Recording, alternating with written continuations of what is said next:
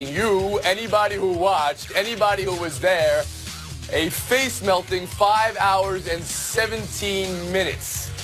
National panel, how did this happen? How did we get to Astros 13, Dodgers 12? How did we get to Houston one game from a championship? Ramona, start us off. Look, I mean, they had the best pitcher of the generation on the mound with a 4-run lead and then a 7-4 lead, and he couldn't hold it. And I know we've talked about Clayton Kershaw and his postseason struggles in the past. I think there's different reasons for this in last night's game, but at the end of the day, you're Clayton Kershaw. You're supposed to be a Hall of Famer and hold that lead. And with the Dodgers on the road with a chance to come home with a 3-2 lead and your best pitcher can't hold it, now you put extra pressure on an already taxed bullpen. So this is all on Clayton Kershaw to you, Ramona. Woody Page, same question. How did we get here? No, with Dave Roberts, you want to put it on Kershaw. Why did he take him out of the game to begin with? Kershaw spent the last 4 hours watching like we did. Well, no, but he gave up the 4 runs, but he had been perfect up until then, and I think he could have gotten him into the 6th or 7th inning without giving up 3 or 4 more runs. Secondly, what in the world is happening at third base when you got Woodward going, no, no, no, or go, go, go? Why can't he say Omaha or run or wave his hands or something? It was twice he could have scored, and they'd have gotten into within 1 run. And Morrow, what are you doing pitching Morrow 5 times in 6 days? I mean, he'll always have a place in baseball as a batting practice pitcher or at the All-Star games, but that kerosene core that Roberts kept bringing in there, so this is on Dave Roberts for you, because he did say he wasn't going tomorrow in this game, and he went tomorrow, tomorrow, tomorrow. He's pitching every game. Like Annie. Kevin Blackistone, how did we get here? We got here because the Dodgers pitching fell apart. They didn't blow 1 lead with Kershaw. They didn't blow 2 leads with Kershaw. They blew 3 leads throughout that game with Kershaw and everybody they brought in. Kershaw, not only supposed to be a generational pitcher, now has us talking about his postseason woes again, but this was a bullpen that started this series absolutely untouchable. And now they have been rocked by what is the best offense, or what was the best offense in baseball, that awakened last night. And the long balls absolutely did them in. So the problem was with... Hold on a second. You just referenced, you alluded to, but you didn't really mention the Houston Astros. How have we gone 3 minutes? And nobody has mentioned the Houston Astros. Another wave of mutilation for that. Let's go to Pablo Torre here on how we got here. The Astros are 1 game away from a championship. The Astros process should be respected and celebrated, Tony, but we need to look big picture first, because there are things bigger. So you're not talking about the Astros either. Very interesting. Yeah, power at play here. Some intelligent design on the part of the Major League Baseball Commissioner's Office, because this has been the year with the most home runs ever hit in the regular season by around 400. And now we have the World Series with the most home runs hit by around Game 5. Here comes a conspiracy theory. And the reason this happens is because people want home runs. Every sport wants offense. And baseball has realized, oh, we can alter the baseballs in some way, lower the seams, make it such that people's launch angles encourage them to hit them upwards where they can fly through the air faster and easier. That is something that has absolutely been borne out by the data and the evidence. And now, thanks to Tom Verducci's reports, it has been borne out by the anecdotal evidence provided by all of these pitchers who are saying that there is no way that the regular season baseball is the same as the postseason baseball, and even different from the World Series baseball. So this is something that everybody agreed they wanted, and now we're just getting it all up in our face. Well, the pitchers don't agree they want it. And in that Verducci piece, which you're talking about, baseball says nothing's changed except there's now a gold stamp on the ball. You don't seem to believe that. You believe that the ball is slicker, which is what the anecdotal evidence is. Hey, slider pitchers cannot get an out in this series, and that's also in the Verducci piece. But let me ask you this.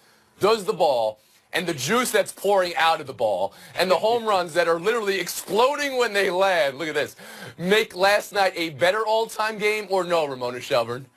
No, I don't think it does. I mean, look, poor Ken Giles needs to sue for damages after what he's experienced with that ball. I mean, you know, it's like I'm watching this and I don't feel like I'm watching baseball. I'm watching a home run derby. Like, to me, an all-time great game is a really well-played game. It's a really well-pitched game. You see all-time great defensive plays. What do we talk about with Jeter? The backhand toss that he made, right? Like, I think when you look at these games, it's now, after 3 games of this, the Dodgers have given up 9 home runs in the last 4 games, right? The Astros bullpen gave up 8 runs, and they won the game. That's not a great game. Woody Page? Well, I think I can give some historic perspective here, being as old as I am. 1956, perfect game. That was the all-time classic, Don Larson. 1961, when you're talking about in 61 and 62, the Yankees and Cincinnati and Pittsburgh, Bill Mazeroski hitting one home run that made a difference. A Dodgers player actually hitting a pinch hit home run. That's a classic game. A catch by Willie Mays in center field. So this wasn't a classic game to you either. You think there was too much offense? What are you telling me? Too much bad pitching? Well, I'd like to see some pitching in a game. I'd like to see some good defensive plays. JB, you agree? I don't want to see the most home runs ever hit. You know, offensively speaking, this was a classic game. It was an instant classic just because you saw the lead given up, the home runs, all the excitement, the park, the explosiveness, all of that. But it wasn't a great World Series in the sense that it didn't have necessarily great defense. It certainly did not have great now pitching. You guys are splitting seams on a baseball. And by the way, Kevin, there was nothing about last night's game that was instant.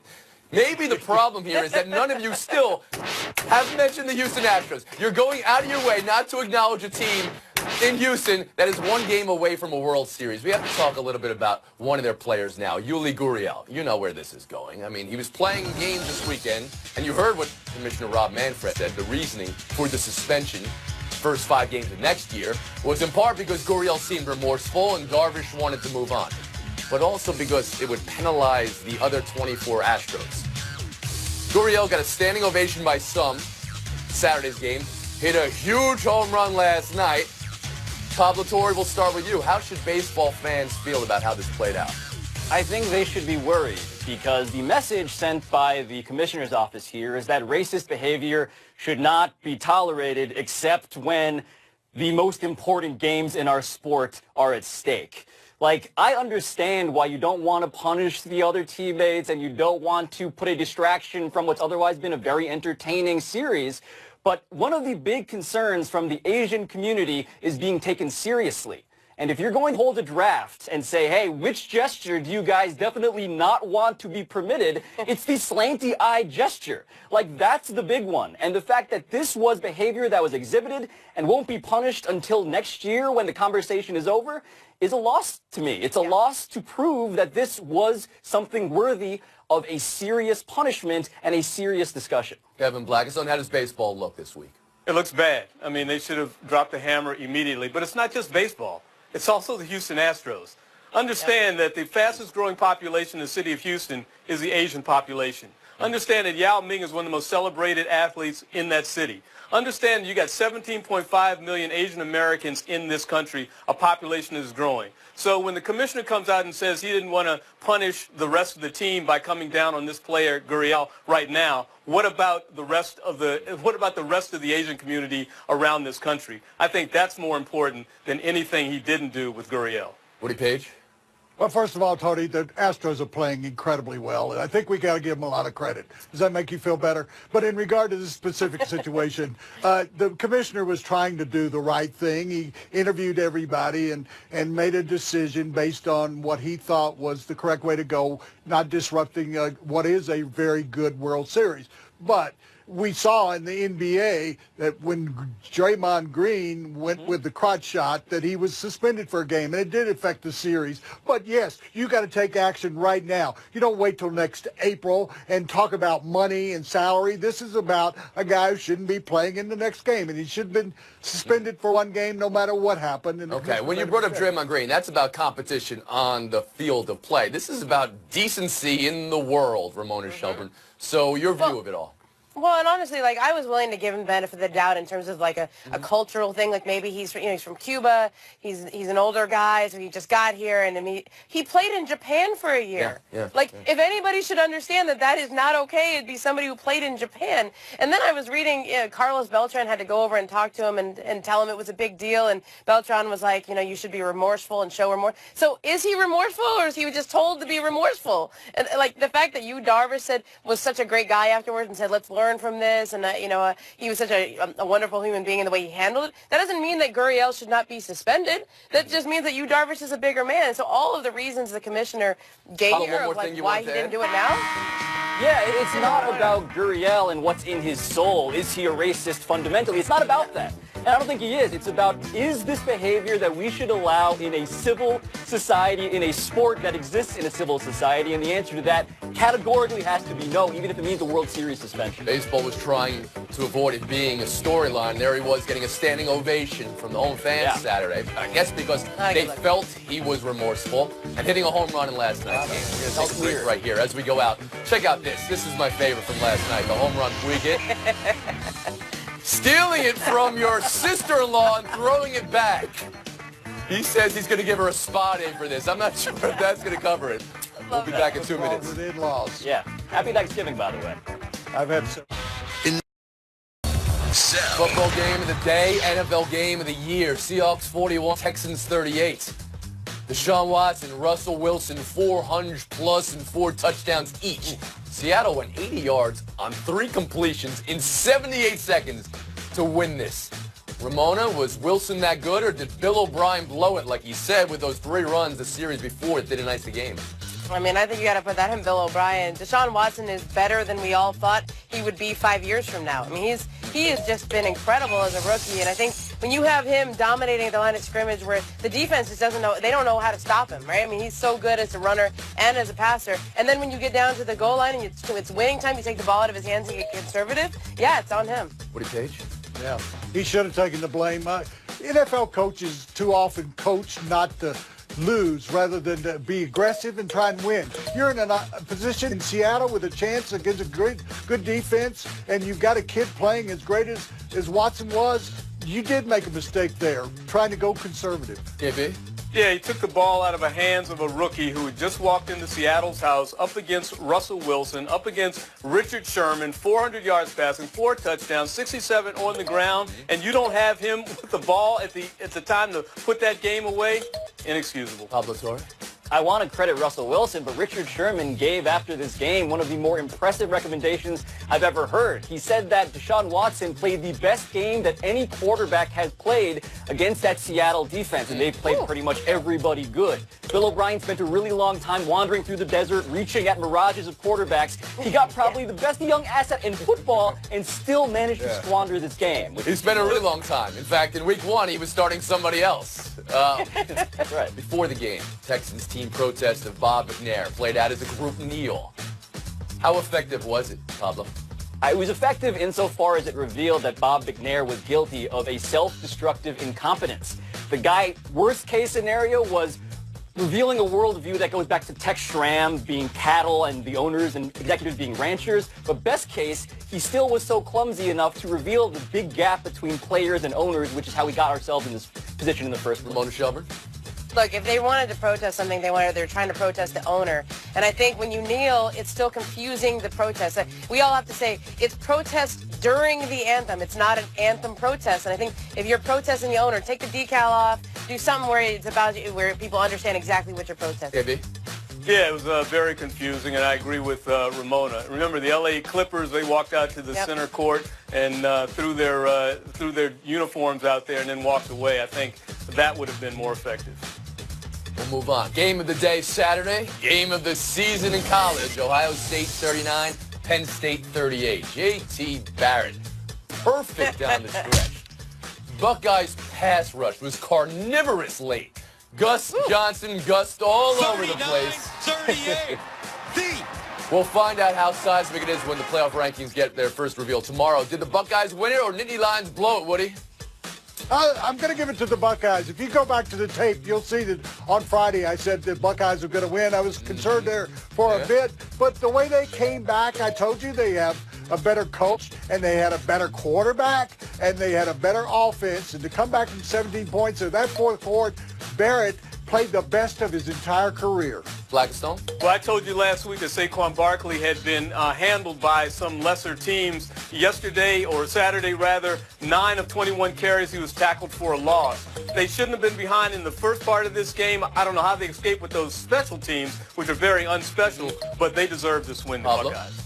J.T. Barrett won this game. Penn State has been really, really fearsome all year long because of their blitz. Against the blitz, J.T. Barrett was 14 of 16 with 3 touchdowns and 177 yards in one game. More touchdowns, as many touchdowns as every other opponent has given up against that blitz. Give credit to him. Delbert. Yeah, just ask Urban Meyer. He said, I've never had a kid play perfect, but damn, that was pretty close to perfect. And then talk about A.T. Barrett. 33 for 39. He had 16 straight completions at the end of the game. Like, he's got a spot in New York at the Heisman banquet now. Sure, man. Ohio State's going to have a spot, it looks like, in the college football playoff rankings. Real quick, thumbs up or thumbs down. Is Penn State not going to be able to recover from this? The way it looks with the playoff rankings, Woody Page thinks Penn State's out after an all-time classic. All right, we'll move on. The 10th seed in the NBA's Eastern Conference right now, the Cleveland Cavaliers. L at Nets, blowout L at Pels, home blowout L to the Knicks. What's LeBron doing there? The 1 seed in the Eastern Conference right now in the NBA, the Detroit Pistons, who beat the 6th seed in the West, Golden State Warriors, in Oakland last night. Why are they even playing basketball in October again? And are those Cavs losses unacceptable, like Coach Tyronn Lue says, KB? Yeah, they are acceptable. I mean, this is a better team than that, especially when you got the best player on the planet. But I tell you what, it seems like any time during the year, early on, we talk about this with Cleveland. How come they're not playing up to their potential? Same old story. LeBron hasn't lost to 3 straight teams that failed to make the playoffs the previous season since April of his rookie year. So I will take this as an opportunity to buy low on LeBron James because I think he's going to be there in the end, but this is not good news for anybody who watches these things. Yeah, look, this is the same old story for the Cavs, except it's not the same old Cavs. They have a bunch of new players on this team that they're trying to figure out how to play with. They'll get there eventually, but the thing I'm concerned with is they're the oldest team in the league, and LeBron's never been on the oldest team in the league. If there's any point in his career where he needs the young bucks to help him get through a regular season, it's now. Hey, sure. I don't know. I got Pablo. That's the worst stat I ever heard in my life. This is October. Why in the world would you get concerned when the Cavaliers go through this every year when they're trying to figure out those 6 new players that they sign every year to play with LeBron? I'm not concerned at all. And I know you're not concerned about the Warriors, but let's do a buy or sell 4 here. You guys got to be tight, though. The brawl between Wizards and Warriors. Bradley Beal started it. Draymond Green. Kelly Oubre, was he throwing punches here at Klay Thompson? NBA didn't do anything about that, really. Only led to 2 suspensions for Carrick Felix and Markieff Morris in street clothes coming off the bench. Draymond Green was upset. He was even fined. What are you buying? What are you selling here, Pablo? I'm buying Draymond's outrage because they didn't just punish Draymond for being Draymond. They punished Draymond for not being Gandhi. Like, how can you expect him to not respond in that scenario? Is that what happened? Don't find that Is guy. that what this was about, Ramona Shelburne? Draymond not being Gandhi? Yeah, I agree. I mean, what if look at his jersey. I mean, he was like in the middle of a wrestling match. Like, how is he supposed to get away when he's being tackled to the ground? And but this is his new reality, and he's just got to deal with it. Woodrow? That's better, Pablo. Sure. I mean, but anytime because of his history, Kevin, he is going to be involved if he's just in the neighborhood. So he's got a problem there. Blackstone. Yeah, I'm going to sell his argument as well. I mean, Brad Beal isn't the guy with that reputation. Unfortunately, it's Draymond Green. He's brought it on himself. That's why we're talking about it. Okay, but Beal started it. I think we can agree. I mean, started the physical altercation. I mean, I'm sure Green was doing enough on the court. Did anybody else see Kelly Oubre throwing punches there? Yeah, find that guy. Find Kelly Oubre some more. I mean, KB, Pablo Torre, be the change you want to see in the world. Shelburne and Woody Page running with scissors in Showdown next. Coming for you, Woody. Members earn at the end. Ramona Shelburne, Woody Page. Only time for one showdown, and it's Florida firing Jim McElwain, which starts the coaching carousel in college early. Get ready for Chip Kelly and John Gruden rumors, people. Ramona, you okay with the timing of this? Yeah, look, we were talking about whether he's going to be fired last week, and then they go out and have this kind of performance. They didn't exactly fight to save their coach there. And once you talk about firing coach, he's already gone. You got to give us a specific reason, and that's because recruiting season starts in less than 3 weeks. So they got to get ahead. The recruiting's been so bad there, and of course they've already got somebody right on campus they can hire as a replacement. The old ball coach, Steve Spurrier, is back working for Florida. He's won national championships there. Spurrier back? That would be the move. You would bring Spurrier back. I don't know how I feel about that. I need more time to think about that. We're going to give the point game to Shelburne. Let's go. All right, I just love when stories like this work out for everybody involved. We heard before the World Series in Game 4 that Alex Wood's best friend, his name is Chance Veazey, he was paralyzed in an accident when they were teammates down at the University of Georgia. 8 years ago, on the day that Alex was going to start in the World Series, so he shows up to the ballpark. Alex Wood pitched it September 26th. goes out and pitches the game of his life, and his friend there was there to see it, sitting in his wheelchair. They all wear these shirts that say second chance. You know, sometimes it doesn't always work out like that where we all get to enjoy that moment with everybody, but it worked out on the biggest stage in the World Series for Alex Wood. Chance Beasley. Ramona Shelby. Got the feel. The 6th fastest to 17 wins in Around the Horn history. You guys keep all the That's going to do it, folks. Tomorrow, please tune in. It's our Halloween special. Oh, boy. With back-to-back champion Israel Gutierrez and a cast of thousands. Who will turn up tomorrow? We'll find out in 23 and a half hours. Happy Hour is presented